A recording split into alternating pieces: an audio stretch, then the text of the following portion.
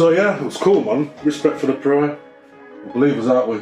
Strong believers of faith, bro. We'll be nothing without faith, man. Of course, man. So yeah, Chiedu Oraka, the Black Yorkshireman. The Black Yorkshireman, yes, bro. representing. Thank you for having me. Yeah, man, and yeah. So, how was it for you growing up in Oxford Park? Have you always been in Oxford Park? I've always been in Oxford Park, but I always like to set the record straight. Yeah, Oxford Park and Norfolk, in my opinion, they're separate. Even though in a weird way they're the same thing as well. Obviously, let me take this toothpick out of my mouth. I don't know what I think I am. If you did that later. Yeah. I don't know what I think I am. But yeah, let me just set the record. I think they're very separate. Like, they're together, but they're separate. So I always represent Norfolk Estate. I'm not like an Orchard Park boy. I didn't even really go on Orchard Park that much as a kid. I just stayed on Norfolk Estate. Do you get what I mean? Like the Avs, my Avs, 21st Ave, 5th Ave, 11th, obviously Cranbrook Ave, Endyke Lane, Ellerburn, Greenwood Avenue. That's all the core though, isn't it? All the core places. It's the core places. Yeah. I was never really hung around on the Danes or the Shores or the Courts. That's quite near the bank, isn't it? Yeah. That's like the proper. That's proper Orchard. I used to go on Queenie Park. I feel like that was like the meeting point. People from both estates would probably go on there, play football. So I represent Norfolk as a whole, but it's Norfolk Estate. Love to everyone on Orchard Park. I know them all. Basically grew up with them all. Yeah. But any rivalry? I mean, like, obviously now, you get everybody's territorial, isn't it? You can go from one side to the other. Was it like that? Yeah, I'd say there was definitely like a rivalry. Yes, then, big man. Thank you. Thank you so much. Cheers, legends. My guy, thank you. I mean, for me, I wouldn't really say there was too much of a rivalry between Orchard Park and Norfolk, because they are technically the same thing. Like that, a lot of the kids went to school with each other. Do you know what I mean? So a lot of the kids knew each other.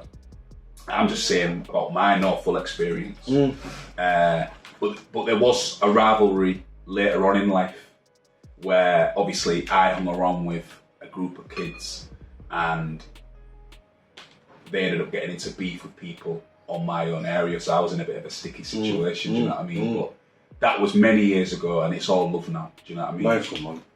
Nice one. Yeah, so how many is in your family? Two siblings? Two sisters? I've got yourself, or? I've got a sister, big sister, and I was also in the house with a big cousin who was basically like my sister. She came over from Nigeria when she was like 11. Wow. So big up Anita. Yeah, man, Anita's my cousin, my big cousin. Nice one, man. This soup's banging, man. No. We need to let the other people where we are. Kurdistan restaurant as well, like absolute. Come on. Absolute staple in the city, and I come here quite a lot. I know you do. This is the lentil soup. You need to come. Anyone who hasn't been yet, you need to come, man. It's banging. Yeah, it's a bomb. It's a bomb. Do you know what I mean? These guys, food's like good homemade food. And yeah, nothing like artificial this and that. Do you know what I mean? I like it. But yeah, siblings, big sister, and then I had my big cousin, and I was brought up by my mum. Yeah, Nigerian household. So it was a bit mad. Wow. So yeah, you got a good food then. Oh, come on, man. You know, you're Nigerian yourself, so the food's very good. That's why when people say to me, why are you so big? I always just say it's down to the pounded yam and okra soup. Likewise, you've gone up that way, I've gone up that way, but yeah. West African genes, man. Yeah. No, good food, good home. My mum, absolute legend, woman of the community herself. So I think that's sometimes where I get it from. Yeah, man, I always say my household wasn't really like the stereotypical Nigerian household where it's like education.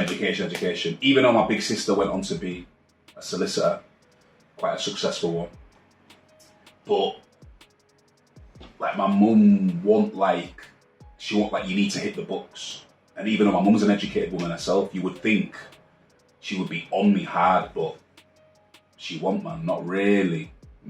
I think she just wanted me to enjoy whatever I was doing. So that is good. No, big up Mumsy. And that, I think that's where we have that similarity as well. We've got quite a few similarities really. Yeah. We're creative.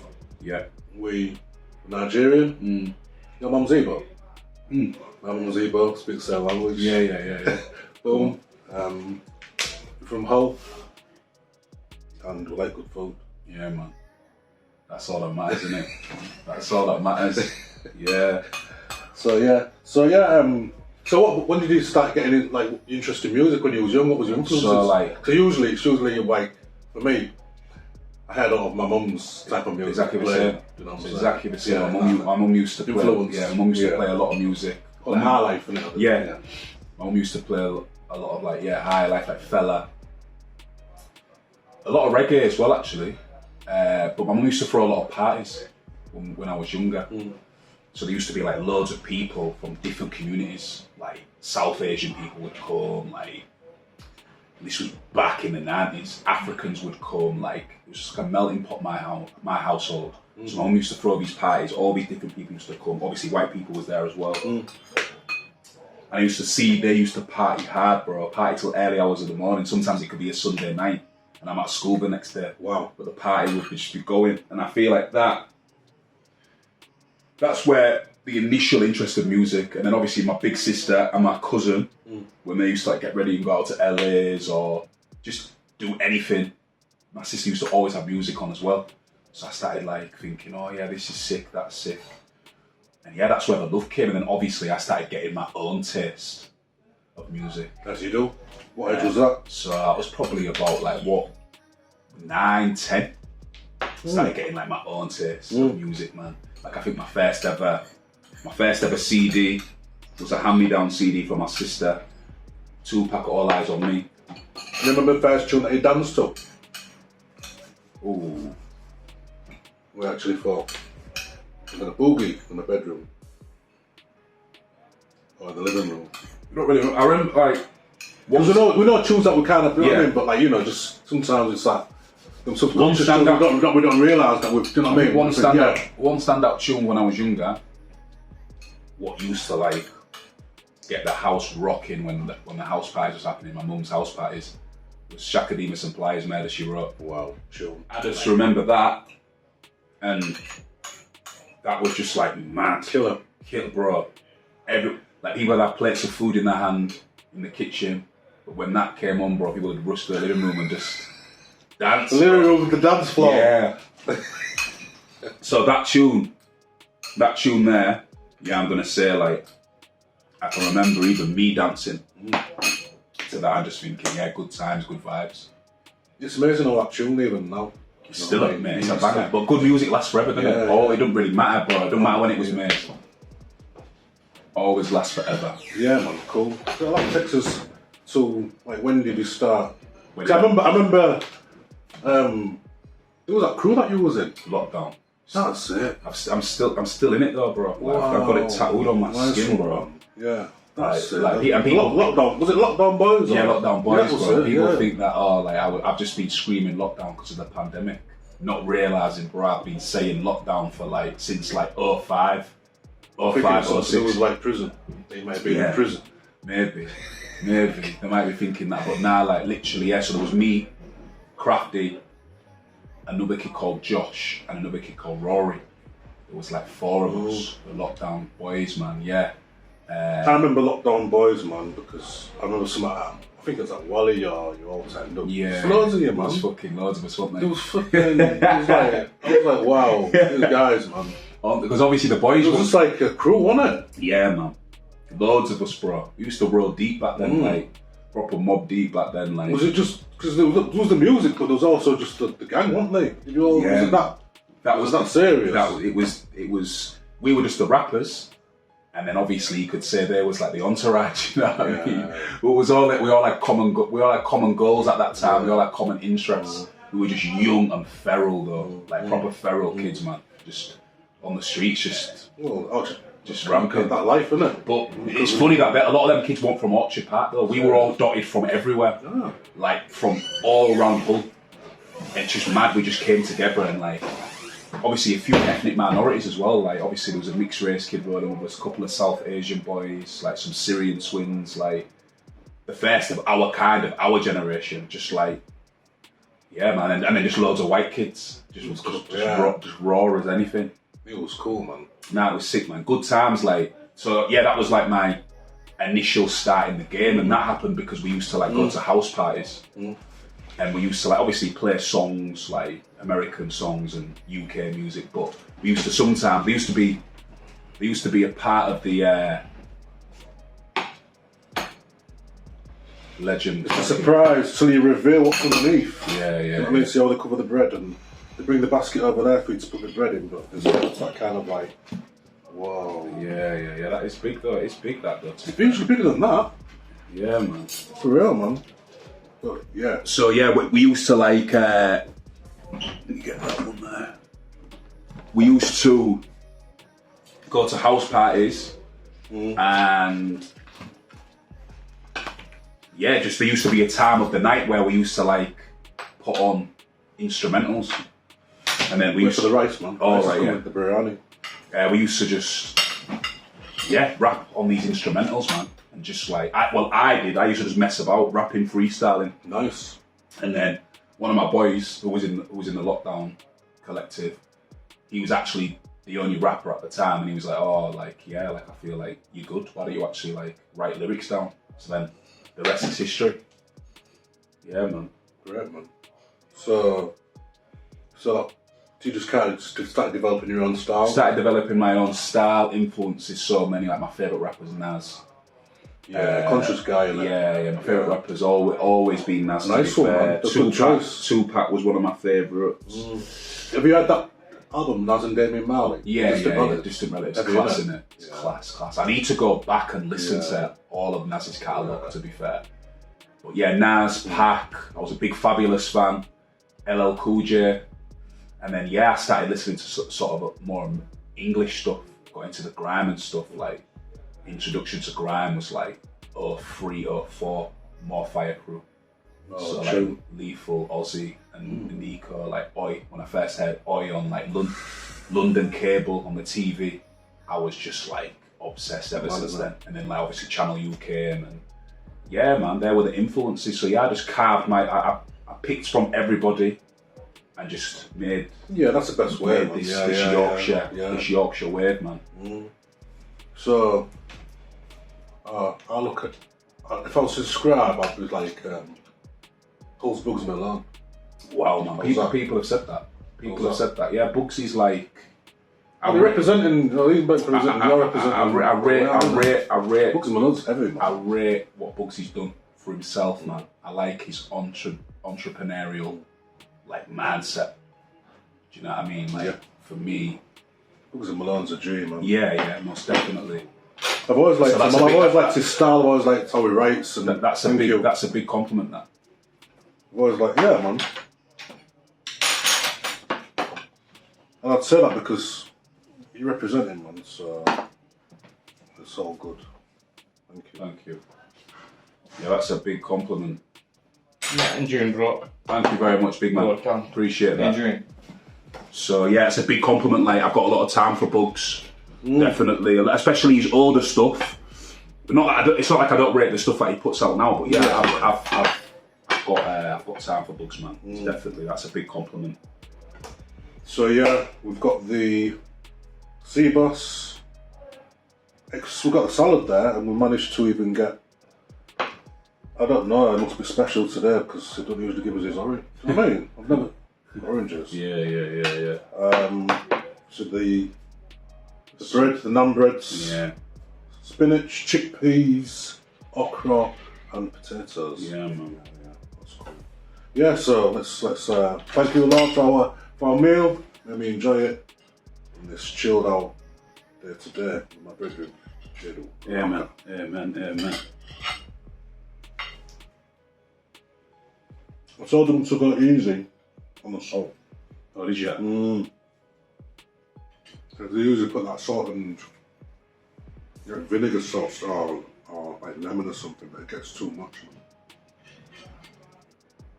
Still not speaking with my mouthful. So I'll catch you at the end of this. Just finished our food. Yeah, good scrap. It was nice, wasn't it? Never disappoints. Wow. I don't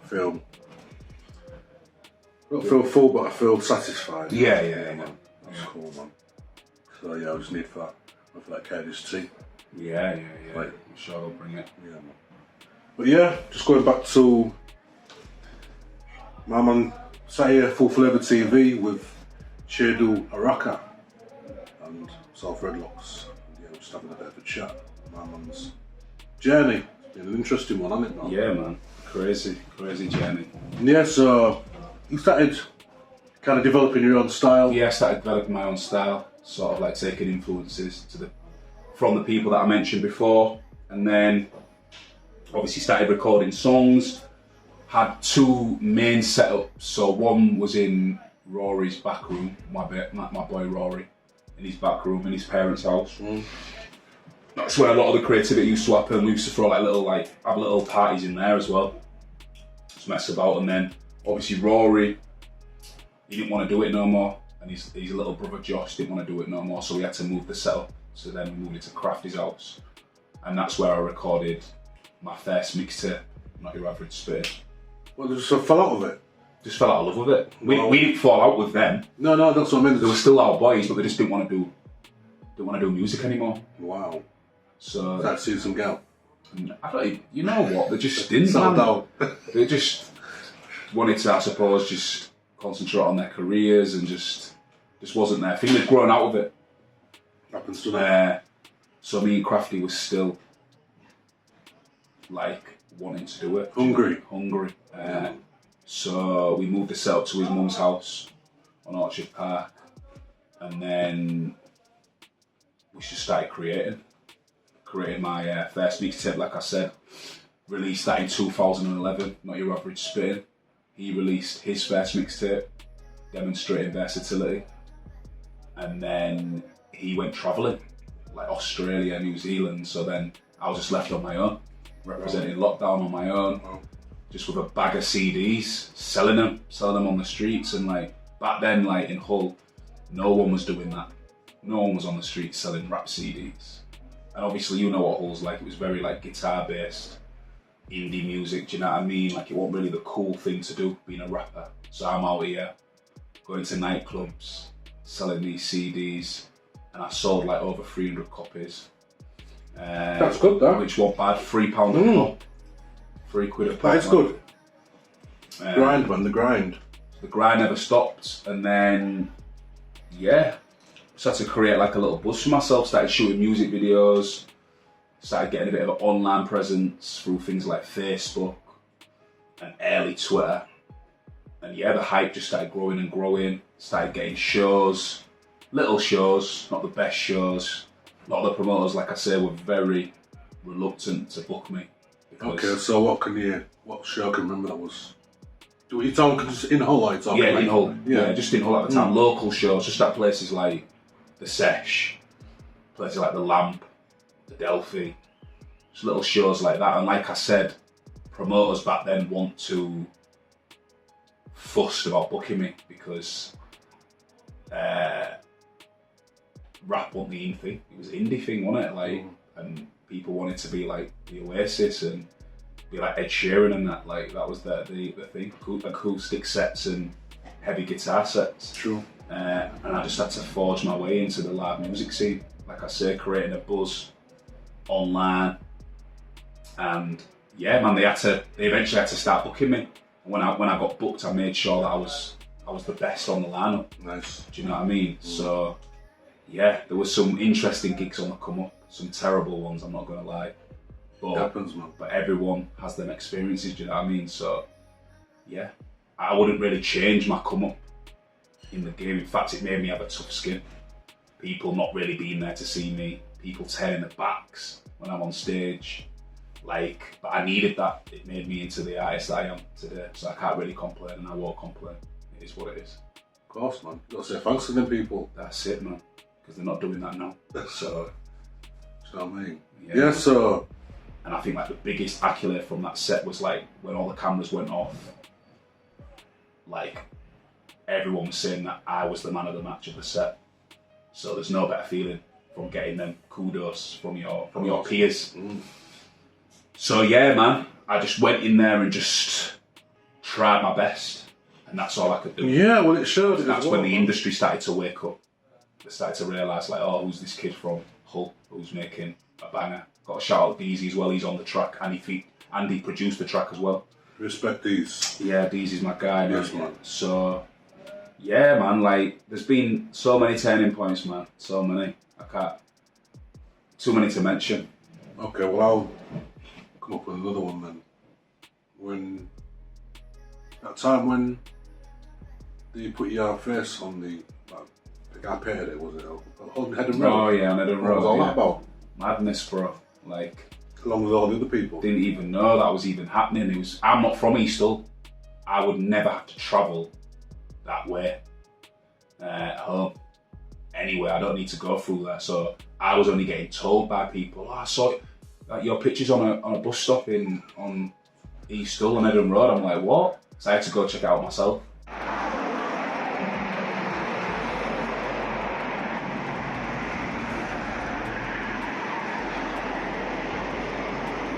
Yeah, man. Big up the artist who did that, man. Like, it was sick. Like, obviously, it was good to see that. It's obviously good to be recognised always in your home city.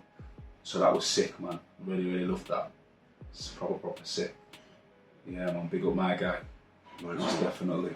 And obviously, it's been a smashing year for you this year. This year's been the best year in our musical obviously, you went to support Skepta. Yeah, in America, man. Tell me about that. How was that? How did that come about? Yeah, South by Southwest was just a mad experience, innit? Like, just think, like, how did that come about? Do you know what I mean? Who shouted you to support? So you apply for the festival. You apply, and you either get accepted or you don't. But even if you get accepted, you have to find your own way there, and it's a very expensive trip. So loads of artists get accepted, but they can't go because they don't have the funding. So I got accepted first of all, then I had to find funding, and I got the funding. Big up the PRS Foundation, who gave me the International Showcase Fund. So they gave me some money for me, and then I took Deezy and Joe with me. Unreal, probably the best trip of my life, hands down. I know everyone says, oh yeah, like that's a bit cliche, but it was, man. Like, I'm just a Hull boy off North Hull Estate. Like, I never thought my music would take me to Austin, Texas. And I've done 4 shows out there, and the first ever international show I've ever done is supporting probably my favourite artist, which is Skepta, which was just mad.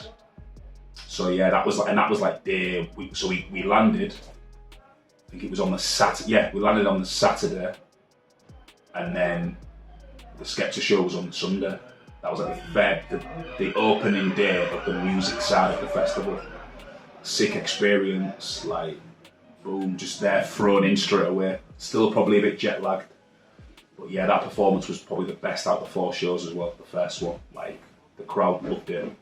And I was a bit apprehensive because I thought, how are Americans gonna take to, like, the whole accent? And a whole boy rapping, do you know what I'm saying? But they loved it. So overwhelming. Like, the Americans are mad. Like, the Americans are like, if they love you or like you, they're gonna tell you.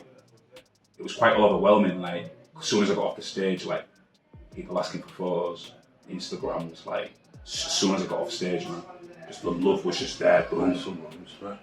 And then when we was walking around the festival, like, or walking around Austin and was bumping into people, they were still reminding me of that first show. So yeah, it was mad. Just one hell of an experience, man. And I was just gassed that I was able to take Deezy and Joe as well, because I've been to America, but only as a kid. They've never been to America, so it's even a better feeling when you're able to take your crew with you. Do you know what I mean? Of course. So I didn't get to do it on my own. I got to do it with my crew. Obviously, Kofi Smiles was out there with us as well, and then big up my boy Phil, just one of the lads. One of my boys, he just came out for the ride, and he was there every step of the way. Do you know what I mean? So sick experience, man. Absolutely, like, you know what I mean? Just unreal experience, like, just the best ever. Can't really complain with it. Cool. Yeah, all good, man. All good. It was excellent, man. Yeah, and again this year it's been like we've been smashing it, man. This year's crazy, man. Give thanks, you know what I mean. It's been. Got to give thanks every single day, man. Got to count my blessings because nothing in life's owed. You're not owed anything, are you? No. So feel like this year, yeah, the graft has definitely paid off. Most definitely. Yeah, so you got called to Glastonbury? Yeah, Glastonbury, man, yeah. How was that? You know what I mean? Glastonbury was again another sensational experience, man. Like mad. I always said to myself and to other people, I would never go to Glastonbury as like a punter. I would only ever go if I was performing. Like, of course I love live music and I want to see other live acts, but I don't want to go there and feel like some sort of imposter. I want to go there and feel I deserve to be here. I'm here. And when we got the call, when we got the email, I was just like, yes, I'm ready for this moment. Because I've been talking about it for ages. So it was a great experience. Big up BBC Introducing for having me. Hopefully I can go there again next year. Yeah, again, brilliant experience. Sharing it again with my boys, DZ and Joe, like first time they've ever been Glastonbury. I think they sort of adopted my mindset as well about the not going unless we're playing. So, boom. And what were the crowd? What type of crowd? Crowd was sick. There's a lot of Hull people though. A lot of Hull. You know what it is? What's mad, Dave? Like wherever I go, mate, in this country, there's always at least one person from Hull. Always. Even wait, I'm gonna say, was they in America? No, they weren't in America. That's a step too far. There weren't any in them. Was there anyone in America? No, there was no one in Hull from America. I went to Cyprus 3 months ago. So I went by myself just to get away. Strolling on the street, look up, this guy. Alright, get out from Hull. So, what are you doing out here? What are you? Yeah. But yeah, back to the story. Yeah. So Glasgow, sick. Like, just got to make sure I'm there next year. I really hope that can happen, man.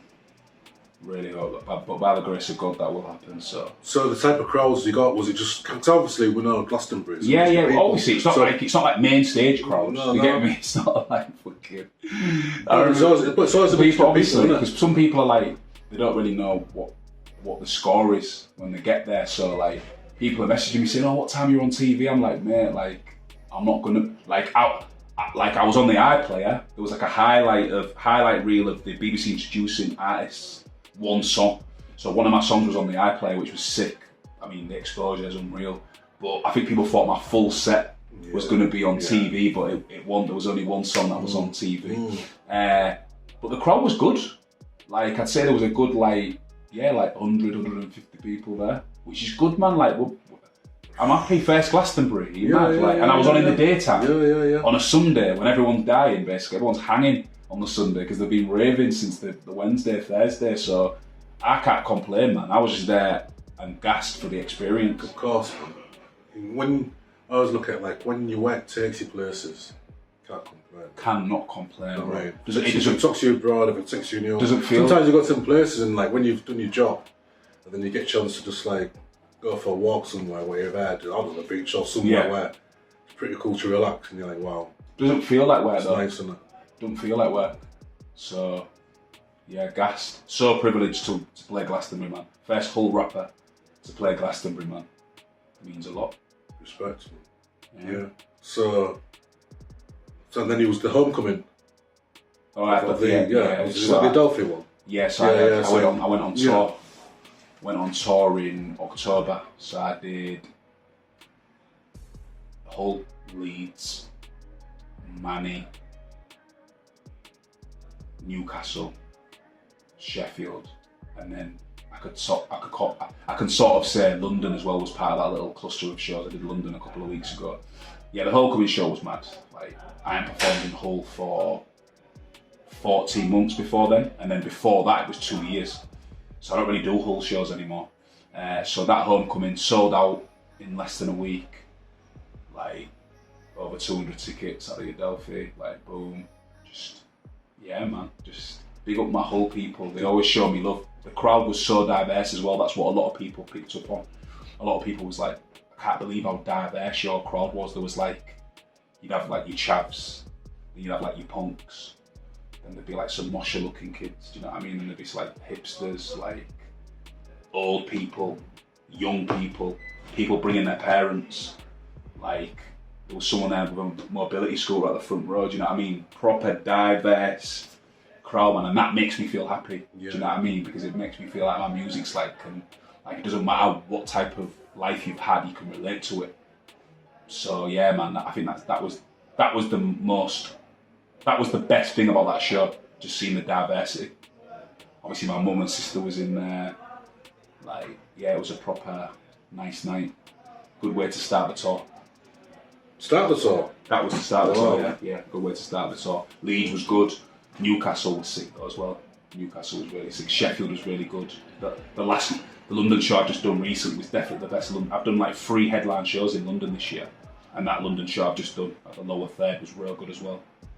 So, yeah, man, I can't really complain, Dave. Like, I'm blessed. Yeah, and you're getting to, and kind of, you like say that kind of north-south divide, you know, the accent thing. Yeah. I know it used to be a big thing before. Yeah. But now I think it's slowly, embracing. yeah, it's slowly getting better. Yeah. So, but anyone who's still, for me, Dave, anyone who's still bothered about the accent thing, like, you're a moron. Like, anyone who's, like, it's crazy. Anyone who's still bothered about that, like, in 2024, come on, get out of here. You know what I'm saying? Embarrassing. Yeah. Sick. Great, there's great rappers everywhere. There's great rappers everywhere, man. Yeah. Like, I brought like a Geordie rapper on my tour. First time a lot of people had ever heard a Geordie rapper. A kid called NEO. Got to shout him out as well, from Newcastle. Like, people loved him, people proper embraced him, which is sick. This is what I'm here to do. I'm here to also pass the ladder down. Do you know what I mean? Like the London show that I've just done, it was a proper regional show, and I wanted to do that on purpose. Obviously, I was the headliner. Like, the first support was from Birmingham, my boy Taj. And then the second support was from Newcastle. So you got a whole Birmingham and Newcastle rappers in London. I did that on purpose. So yeah, sick. Nice one. So, what have we got for the future? Yeah, man, the future's looking bright. Can't really finished your EP, so? No, my mixtape came out this year. So my debut mixtape, Misfit, came out this year. It was released on EMI North, which is the first ever major label outside of London. So mixtape, EP, what's the difference? EP is like short, innit? People could say the mixtape's an album. It had 12 tracks on there, but I'm not ready to call it an album yet, because I really don't think I'm in the album space just yet. Is it short tracks mixed? Nah. It could be certified in classes as an album, but I'm just not putting the pressure on myself. I'm just calling it a mixtape. I'm bottling it a bit, to be fair. Fair enough. But it is what it is. So that came out, my longest ever release. Yeah, mad. Being received so well. Some of the press, some of the radio I've had, like big up the Radio 6 listeners. Like I've just got this new fan base now. Radio 6. I remember speaking to like someone at the label, and it was like, oh, I think you could go down the Radio 6 route. And I thought, nah, I'm one extra. Nah, man, the Radio 6 have backed me. Like I got one of my songs, Helly Hansen 6, got playlisted for 4 weeks on the C list, which is massive, man. So like, that mixtape's done its job. Like I said, the press, I've been in the NME, this Wonderland, like Clash. It's crazy. Like the fan base is just rising every time. Do you know what I'm saying? So I've got no complaints at all. Do you know what I mean? I'm getting played after Fela Kuti on radio. That was a big moment. Showed it to my mum. My mum was gassed. So gassed. So who am I to complain? Can't. What a year.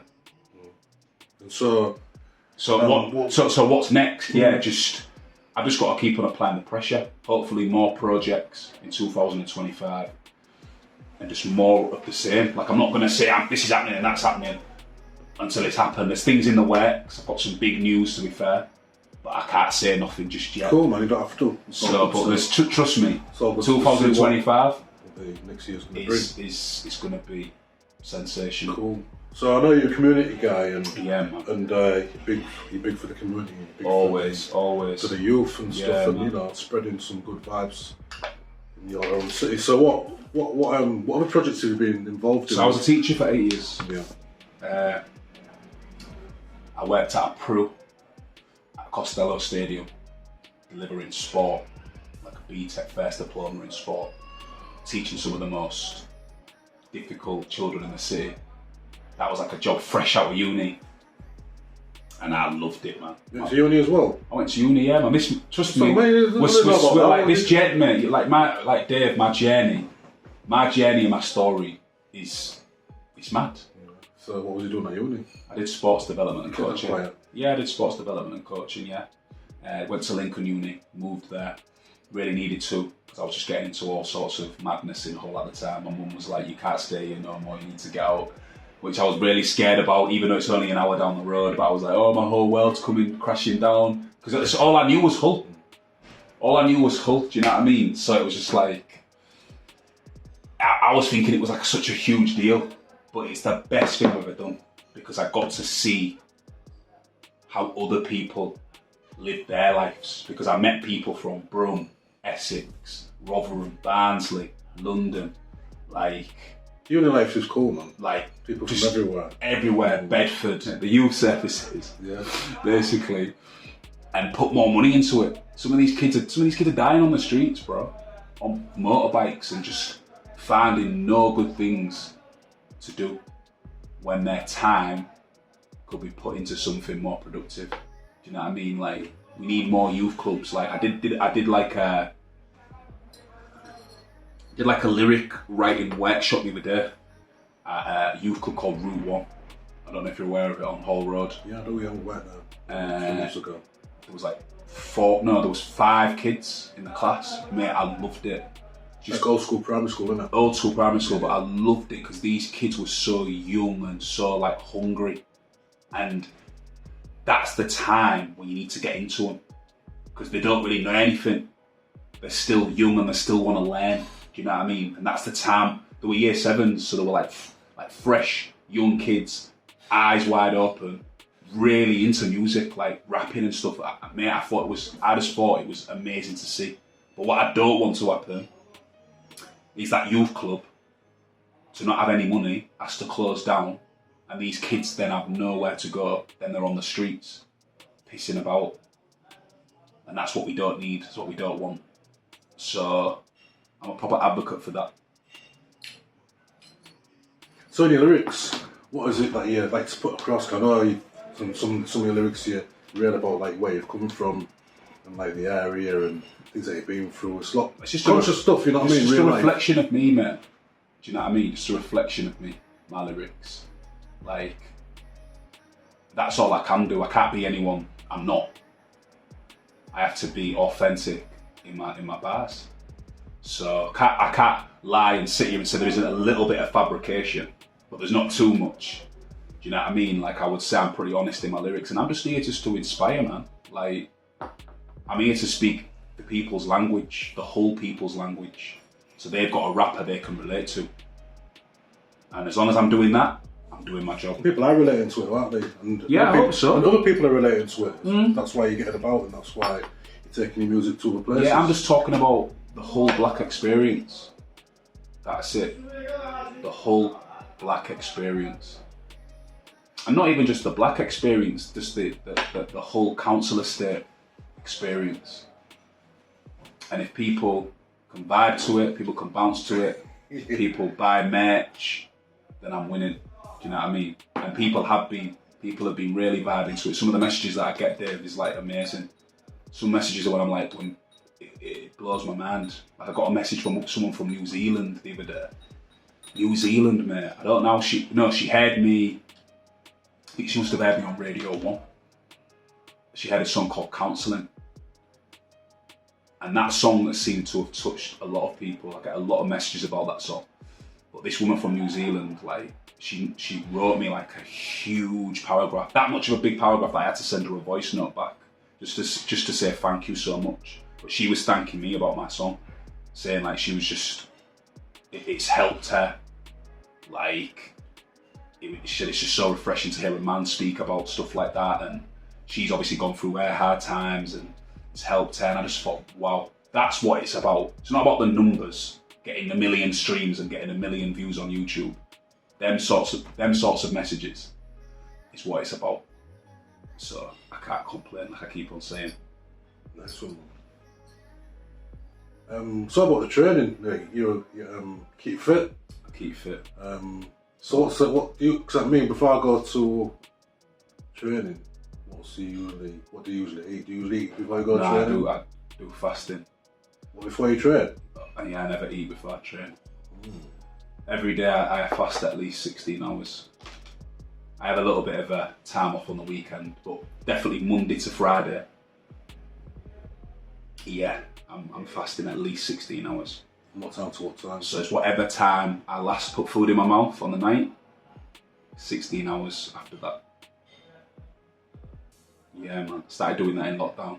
So it's true. So you stop eating around 6 o'clock in the evening. I could eat at 10. Yeah. That's cool.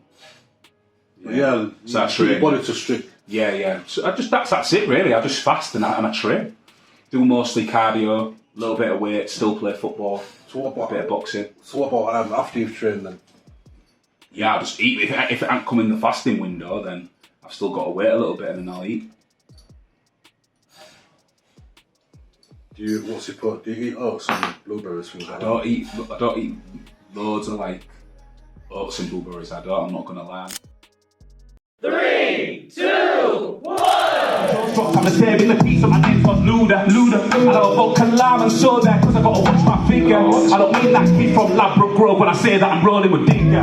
If I had a pound for every person that said that I should be bigger, I'd be a millionaire and I'd love to chat, let me sip my liquor.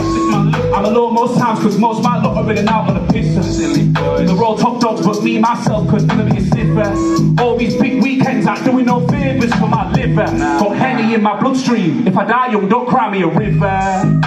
When I die, you all better pop shots on my grave. We're not normal, you can't tell us how to behave. I can count on my 2 hands all the fucks that I ever gave. When I have my funeral, you better turn it into a rave. When I die, you all better pop shots on my grave. We're not normal, you can't tell us how to behave. I can count on my 2 hands all the fucks that I've ever gave.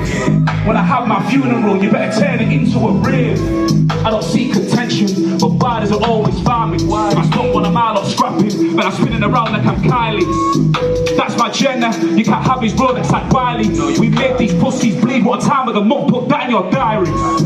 Look at my fit, it's not fair that I look this clean. These girls wanna stare at my ball, but I got music you need to stream.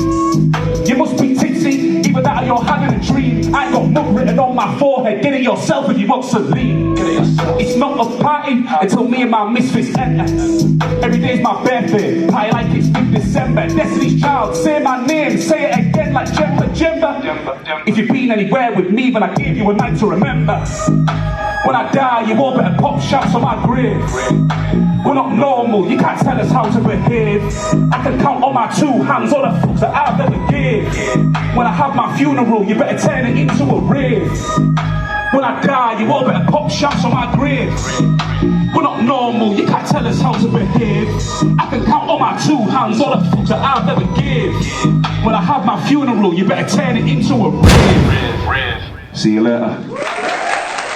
This interview was brought to you exclusively by FullFlavaTV, Redlocz.